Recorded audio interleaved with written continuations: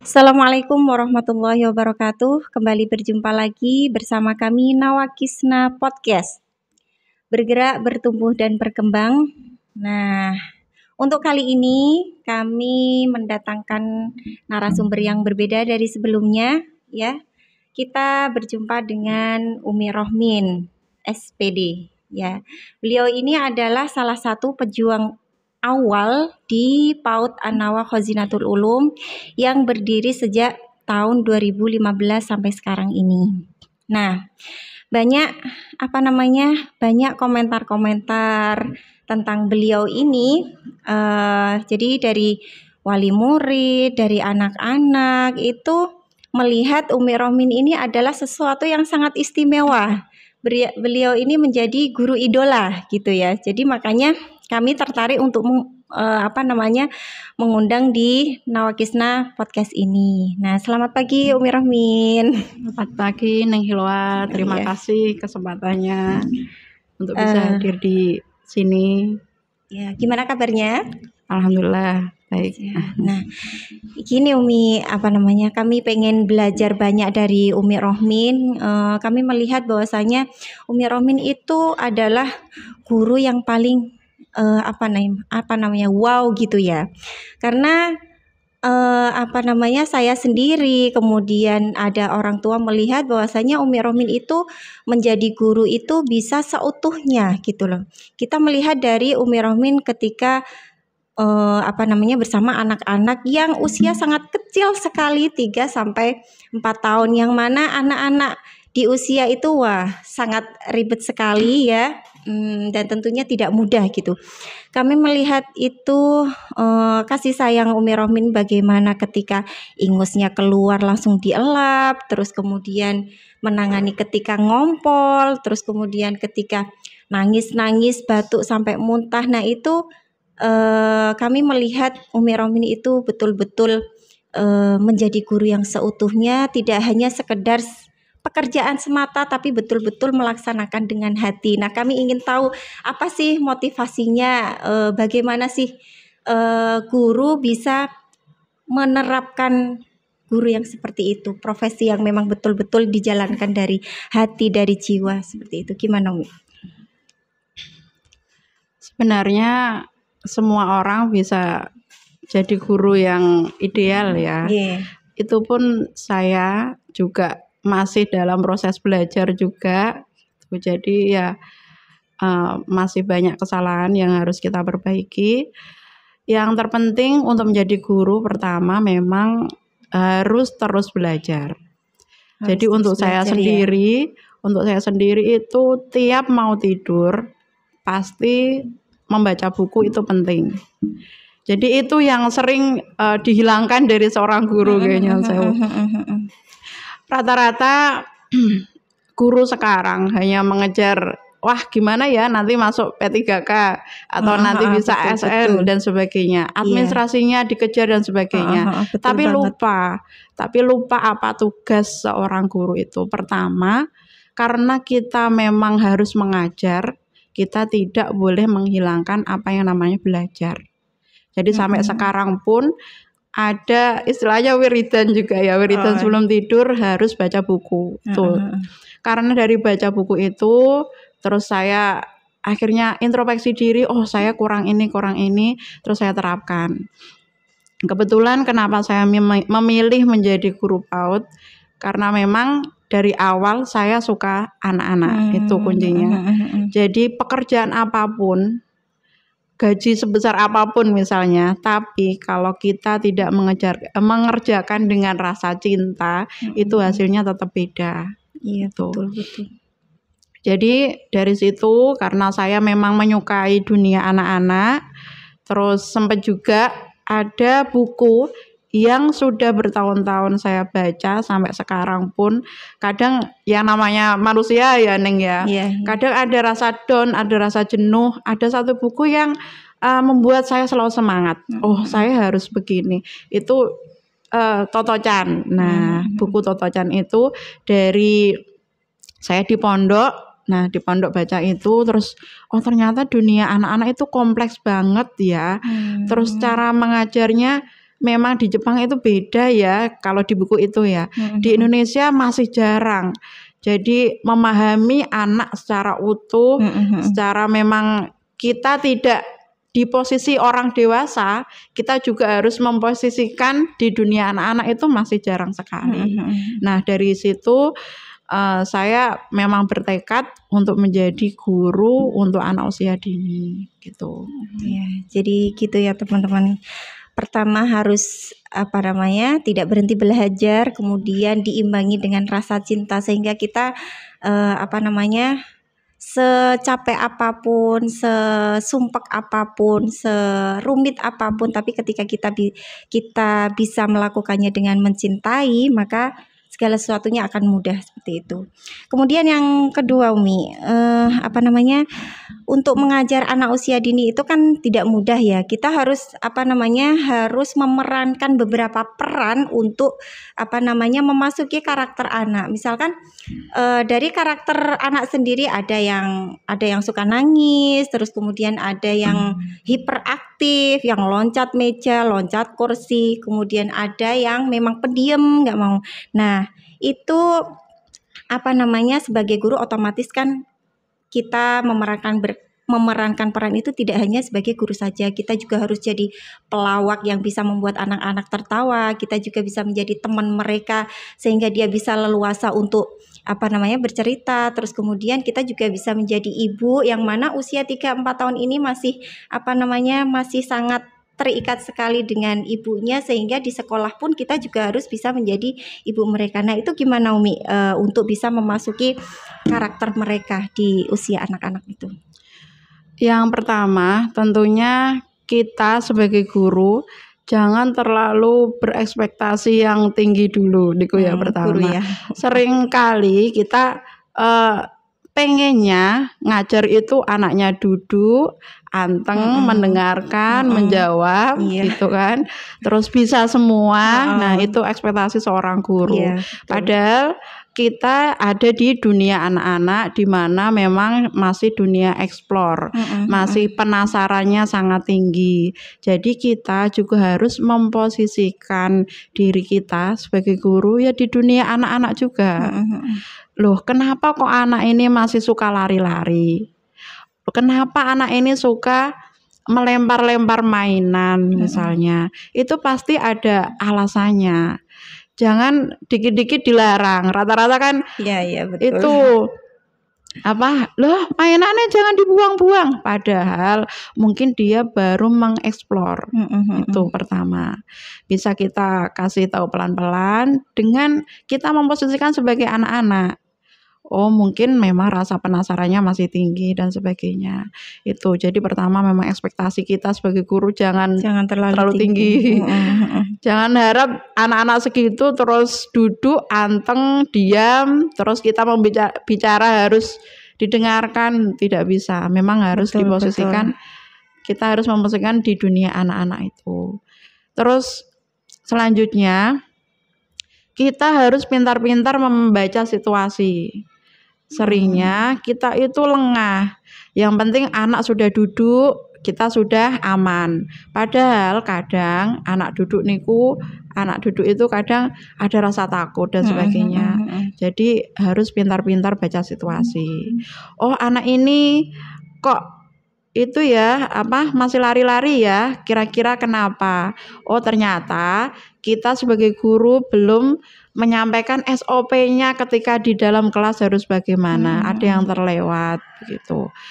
Jadi itu tadi harus pintar-pintar baca situasi. Kadang kita kan seringnya kurang introspeksi diri kita sendiri.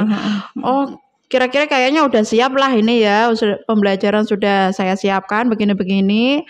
Terus ternyata anak-anak nggak tertarik. Nah, itu juga penting. Kita menyiapkan pembelajaran yang anak-anak membuat tertarik. Ini salah satunya. Jadi ya itulah, karena dunia anak itu memang kompleks sekali. Seringkali guru PAUD itu nyon sewu disepelekan ya. Allah cuma guru PAUD. Padahal Guru PAUD itu harus menguasai dari semua bidang, dari mulai harus bisa nyanyi, harus bisa main musik, ya kan, terus harus menguasai psikologi juga, terus harus sabar, telaten juga, harus pinter, apalagi ya, sains juga ya, supaya anak-anak tertarik. Jadi guru PAUD itu memang malah paling kompleks daripada yang lain. Iya, gitu. betul.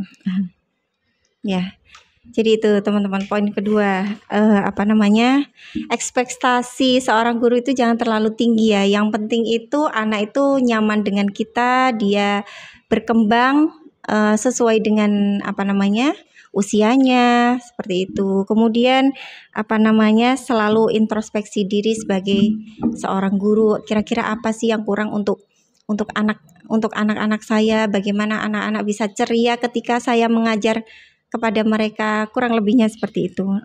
Kemudian yang selanjutnya Umi, tentang keterlibatan orang tua. Kita melihat bahwasanya di zaman ini kan sudah zaman sangat modern sekali, yang mana kita ditantang oleh dengan adanya gadget. Nah, kita lihat perkembangan anak saat ini ketika anak-anak itu di rumah dipegangi HP, maka seakan-akan di sekolah sangat aktif sekali. Nah, itu yang pertama. Kemudian yang kedua itu seringkali atau mungkin tidak semuanya orang tua ya, mayoritas orang tua itu memperlakukan anak itu sepertinya kayak robot gitu Mi. Intinya anak kecil ini sudah harus hafal sekian surat juz amma. Terus kemudian anakku kok itu ya belum mau nulis ya. Anakku kok belum lancar membaca ya, belum bisa hitung. Nah,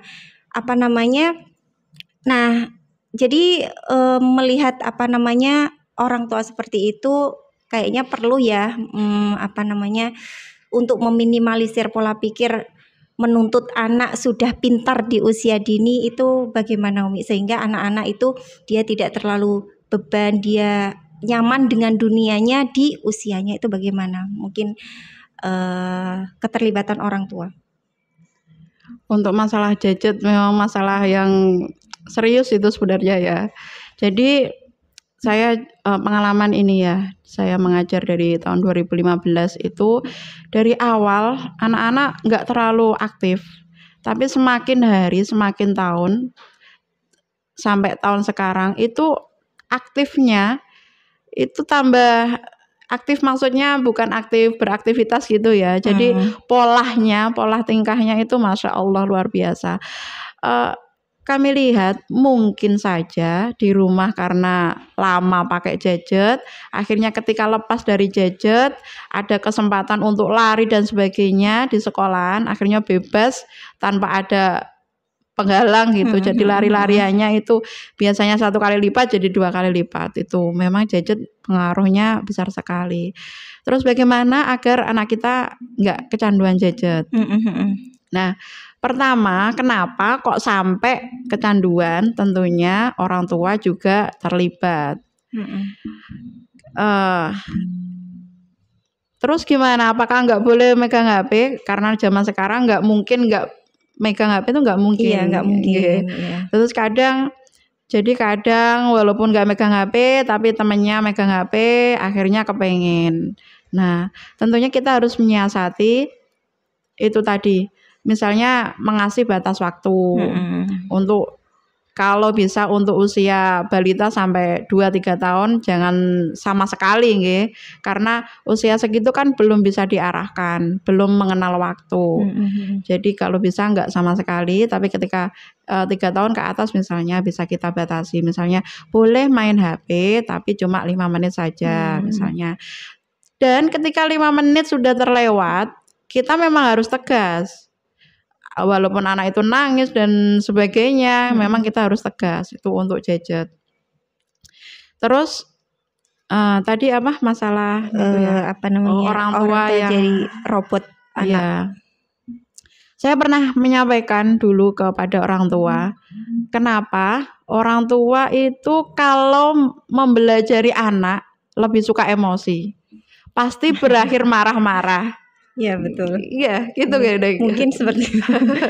Rata-rata, iya. Karena apa? Di dalam pikiran kita sudah mematok, kita sudah berekspektasi ketika anak saya ajari harus bisa.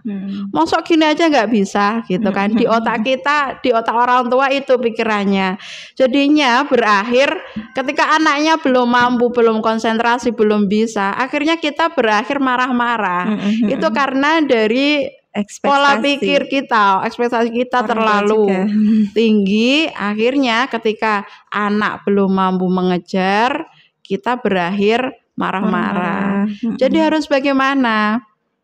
Iya ya, jadi guru kok lebih sabar ya Mi ya. Kalau jadi orang tua kok mesti kalau belajari kok marah-marah. Nah itu harus pola pikir, ekspektasi kita ya memang ekspektasi tinggi itu juga penting, tapi juga diimbangkan gitu. Jadi misalnya, oh yang penting anakku kok udah mau belajar ya, alhamdulillah.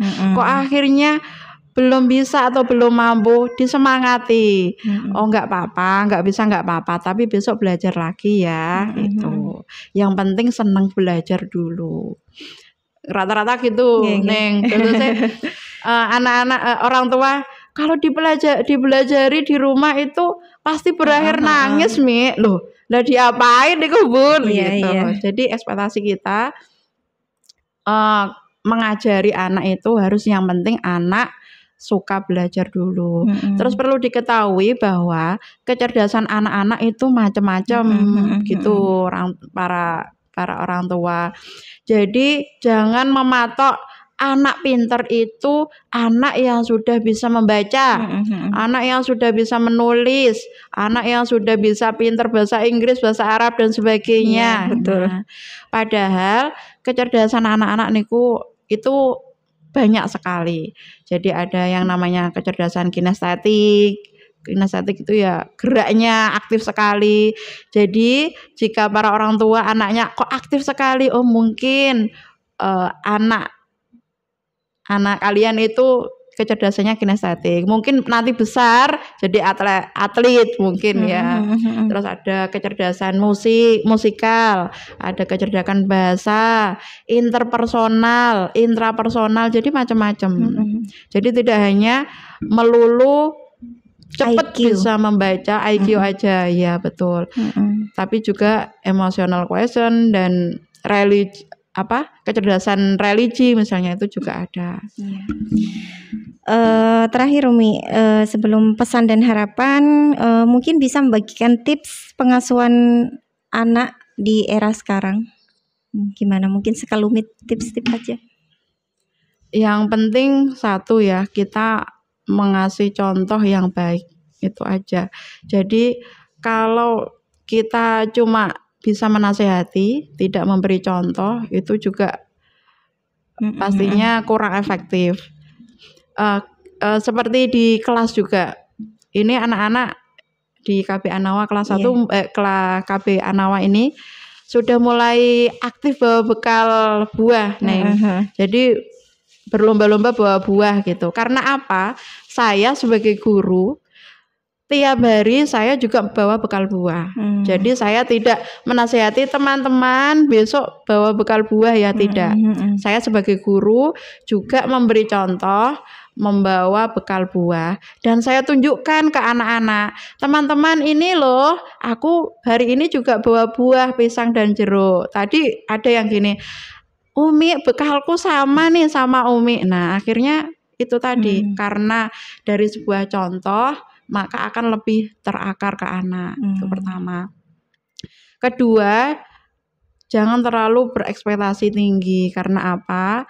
Yang kita hadapi itu titipannya Allah gitu, Jadi jangan kita terlalu memaksa harus seperti ini karena anak itu punya kemampuan masing-masing gitu. Jadi yang penting tentunya pertama memang kecerdasan emosinya dulu, terus adabnya dulu, akhlaknya dulu, baru menyusul kecerdasan yang lain.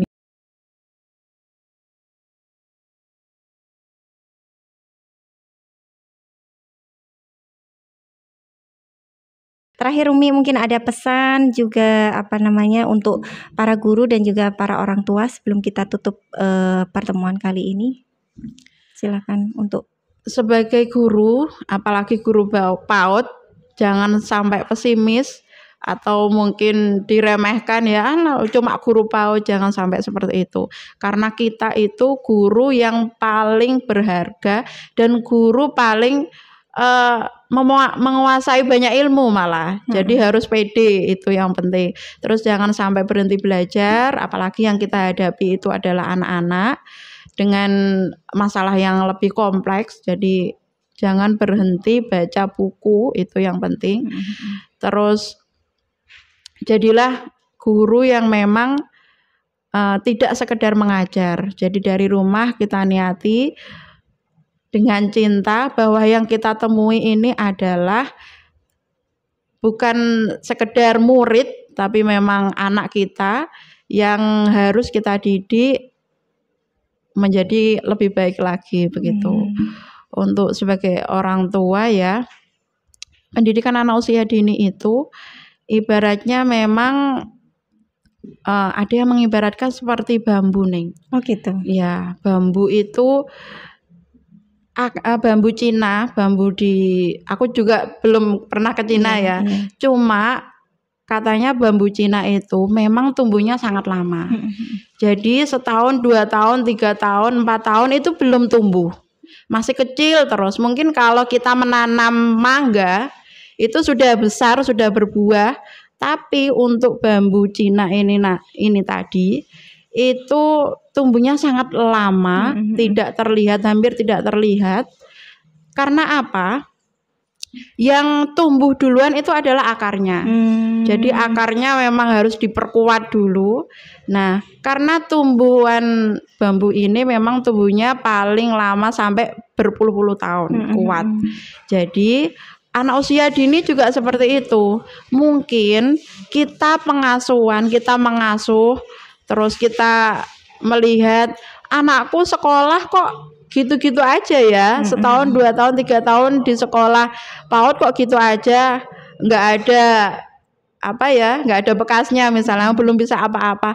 Nah, itu malah yang penting itu. Jadi akarnya, kita usia dini itu bentuk akarnya dulu. Kalau akarnya anak usia dini itu belum kuat, pendidikannya belum kuat, nanti besarnya ketika ada tertimpa masalah dan sebagainya akan gampang terombang-ambing. Jadi pengasuhan untuk anak usia dini itu seperti bambu. Walaupun tidak terlihat, kita sirami tidak terlihat, kita sirami, kita siangi, kita rawat, nggak terlihat, tapi akarnya itu semakin kokoh, nanti ketika dewasa maka mereka akan siap menghadapi segala masalah dunia. Gitu. Masya Allah, terima kasih Umi Rohmin atas kehadirannya pada Nawakisna Podcast ini. Terima kasih banyak sekali pelajaran dari obrolan kita ini. Semoga harapan kami ini juga bisa menjadi memotivasi kita untuk menjadi guru yang lebih baik lagi, juga menjadi orang tua yang lebih baik lagi, yang tentunya tidak berhenti belajar. Ya, mungkin itu. Terima kasih Sobat Nawakisna. Bertemu kembali selanjutnya. Saya tutup hari ini. Walafu minkum. Wassalamualaikum warahmatullahi wabarakatuh. Waalaikumsalam warahmatullahi wabarakatuh.